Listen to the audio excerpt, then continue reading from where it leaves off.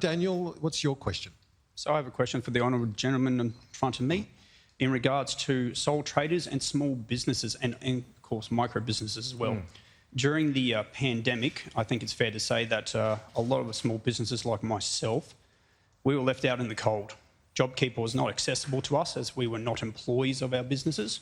There was a lot of friends around that were sole traders, they were contracted to others, they were not eligible as well. We were told that we should dip into our super, our future, that we'll no longer be able to attain if we draw down on it now. So moving forward into the endemic phase of COVID-19, what is your plans to help small businesses, sole traders and micro businesses moving forward? Thank you, Daniel. PM, first you. Well, first of all, we've cut taxes for small business down to 25%. Second of all, we've provided the instant asset write-off. And what that means is if you go and spend on a new piece of plant and equipment, a coffee machine, a fridge, a new machine in your tool kit, then you can write that off 100%. And so we've lowered taxes for small businesses because it is tough. One of the key things that small businesses have to deal with is their cash flow. And in this budget, we've provided 120% tax deduction for those you would train, but also on the investments you have to make in upgrading to cloud accounting, for example, and all the data and the digital technologies that you need to run a modern small business.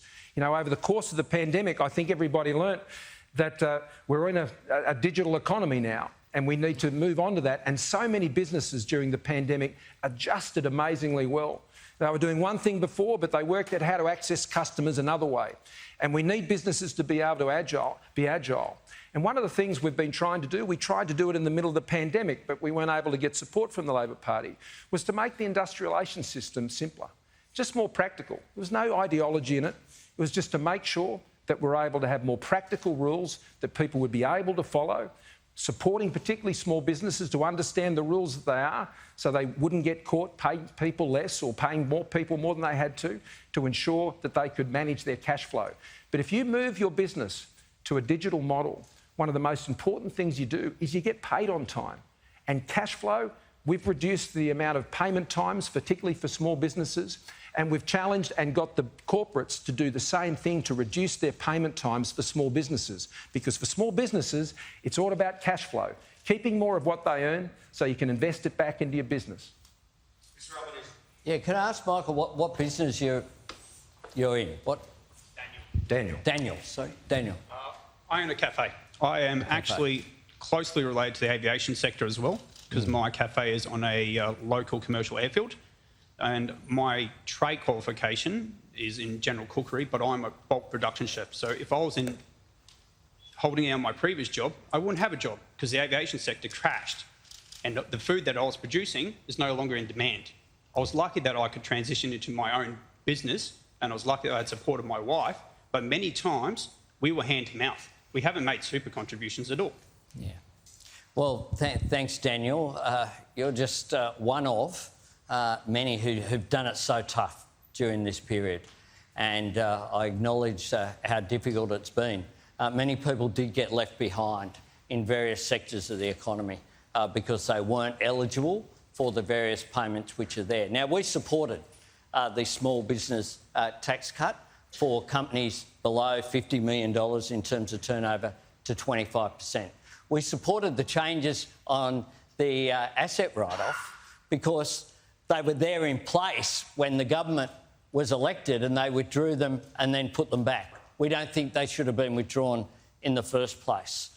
We think that as well in terms of taking pressure off your small business, what we need to do is to have a plan as well to lift wages throughout the economy.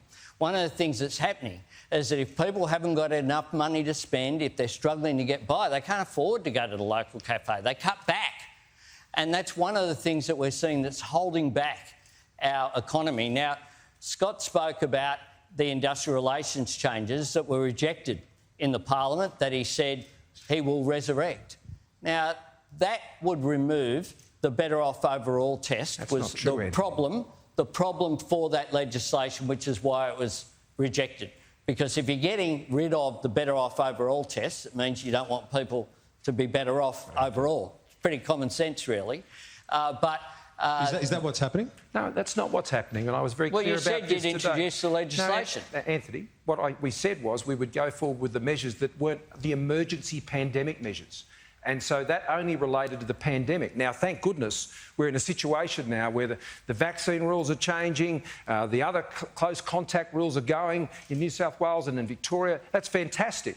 There were some emergency measures that were only for that time, and that's what that related to. But you did try to remove the better off overall they're no test. longer applying, and they're not part of our forward agenda. So you've changed and so your it's, position. no, we haven't changed our position, Anthony. I'm just being very clear so you don't misrepresent it.